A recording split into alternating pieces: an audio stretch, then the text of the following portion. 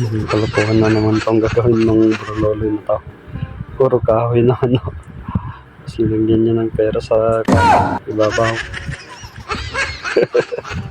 Lulukuhin na naman niya si Bimax Kapag nito. nanalo ka, bigyan kita ng 1,000,000. Oh, sa games daw.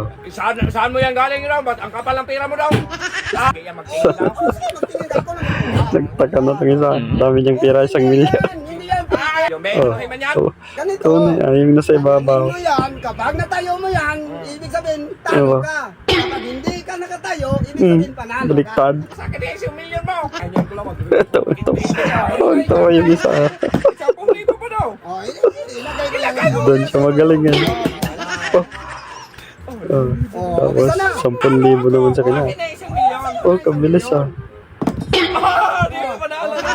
Tapos, nanalo ah. Sponsors pa na! Kahoy pala.